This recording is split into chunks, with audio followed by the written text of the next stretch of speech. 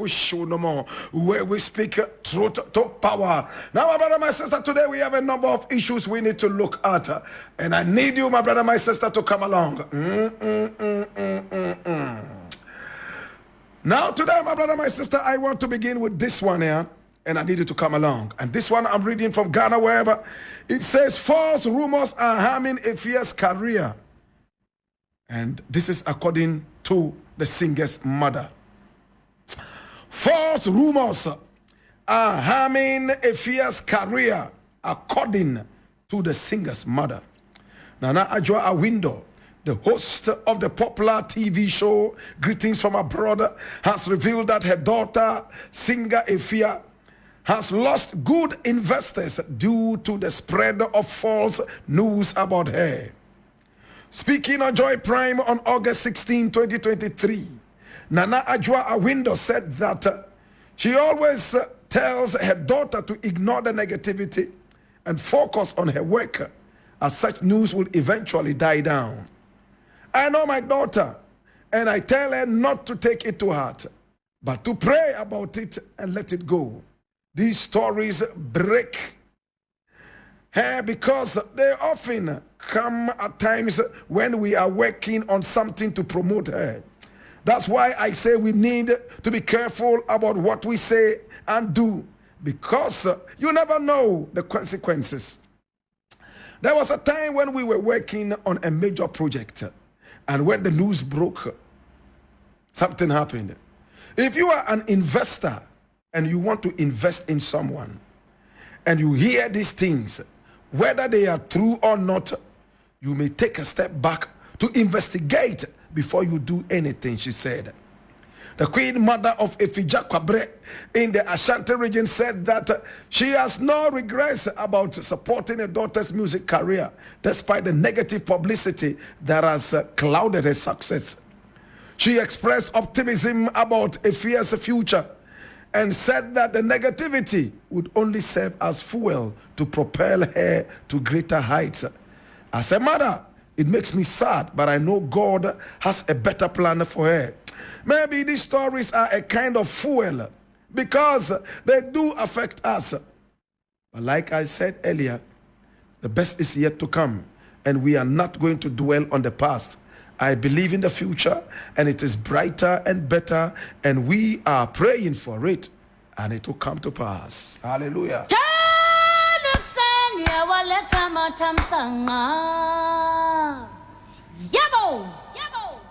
Now, with all respect, it doesn't look like Nana Adwoa Awindo wants to face reality. As much as you want, you can tickle yourself and laugh, Madam Awindo. As much as you want, you can pretend nothing is wrong. As much as you want, Madam, you can tickle yourself from morning till night, laugh hysterically, laugh as much as you want. So, woo, and I will see what da and chebia ibeun. The kind no, the man who said we woo ampa. Our account people have a saying, and I want to share it with you. If your mother is dead and you pretend she is sleeping, oh, it's just a matter of time. The smell will expose you. We all know that Efya has fallen on bad days. Time and again, we have come out to bemoan this situation. Now the Bible says, God chastises and rebukes he who he loves. Now when the public comes out to bemoan and to cry and say that, oh, Efya, you are going through bad times and you need to check yourself. And mother comes out to say, oh, anytime we try to do a promotion and anytime an investor is coming on, then you see the negative news. Hey!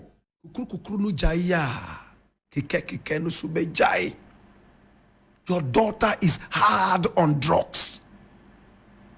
Your daughter is so sick. Any one of us can be sick as well. We all can fall on bad days. But it is quite responsible. In fact, it is just responsible to own up to the situation and face the bull by the horn rather than playing a game of pretense. I am shocked at Madam Awindo. Is this a PR gimmick? Do you want your daughter to be buried like Kiki Jan and Whitney Hudson before we get to know that you are a pretender? Be serious, madam. Please. Even little children know that your daughter is on drugs. The last interview she had, my brother, my sister, we all saw that she was so drowsy. She herself has said it time and again that she's going through hell. And I personally have met one or two people, names withheld, but we can always bring that out if it's necessary, who have told me that they do drugs with her. Instead of looking for a good rehab center and taking your daughter to, instead of looking for a good place to take your daughter to, and if it's spirituality you want, then find some spiritual people to deal with that. And if you can't, look for help elsewhere, rather than coming to play an irresponsible PR gimmick. It doesn't help anybody, madam. You are an accomplished woman. Greetings from abroad. We all grew up watching you on TV. We loved you. We loved how you did your things. You did all you could in the past to promote your daughter. Almost every big show, you used your influence to put her on. By now, your daughter should have climbed higher because she's overly talented. But this is where she is. Instead of owning up to the problem, anytime we are trying to promote her, an investor is coming. Which investor in his sane mind would invest in a product that is so lousy? A sick product. Let truth be told, nobody is bigger than the truth. You are massaging the truth.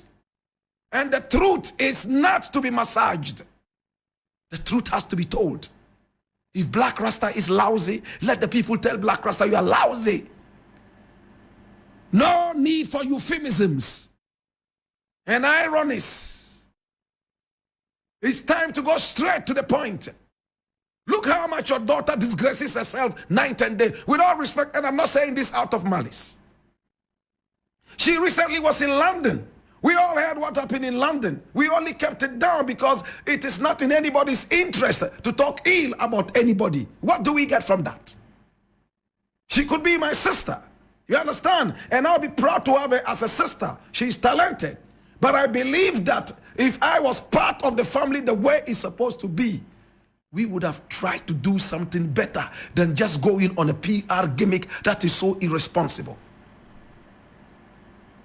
My daughter is very talented, and anytime we are trying to promote her, then the people will spread the negative news. What negative news can you tell us?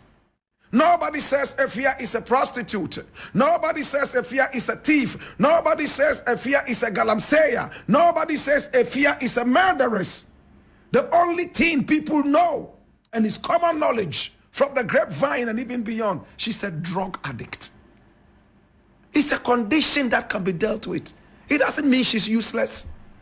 Own up to her. This PR gimmick is so limp and useless, it doesn't make sense. Let truth be told. Look, brutalize me with the truth.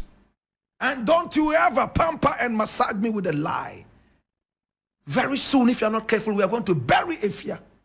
And then you come there and cry, AJ, Minubeko, and Efya, I don't think I want to catch me, say, Ubeko, and was a mikra, and Mina was a mu. Now, no!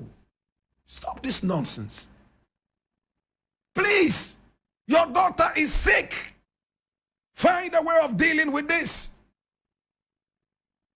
Find a way of facing the bull by the horn, rather than playing this irresponsible gimmick. It doesn't help anybody. I know Efya is trying to kick this habit. You can pretend as much as you want. Enuna mikayeno se umami wuna usi wada manunda manunda. Let her continue to sleep. And the the smell will wake everybody up to the reality. Please. Is she the only person who is on drugs? Do you know how many Ghanaian artists are also on drugs? Do you know how many international artists are with our industry? Drugs are our middle names. You understand? So when you are in it, it's just a way of trying to deal with it, rather than trying to play a certain dirty PR that is so infantile. Please, madam, deal with this.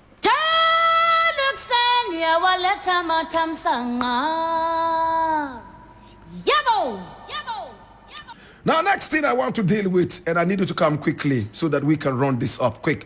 3news.com says, coups, be loyal to your heads of state and to ECOWAS. And this is Nitowul telling West African army chiefs. Underline it. It says army chiefs. I read. Ghana's Minister of Defense Dominic Nitowul has told army chiefs of West African countries to be loyal to their heads of state and also to the Economic Community of West African States, ECOWAS, as measures are put in place to restore democracy in Niger.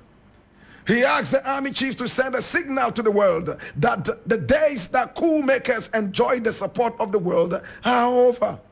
Speaking at the extraordinary meeting ongoing in Accra today, Thursday, and Friday for army chiefs of West African states over sending troops to Niger to restore constitutional order, he said, your presence alone sounds and gives me a powerful message to the world that you are united in carrying out the directive of the heads of state and governments of ECOWAS, and that after today and tomorrow's meeting, you will put in place a plan to ensure that a standby force is activated and that democracy would be restored in Niger.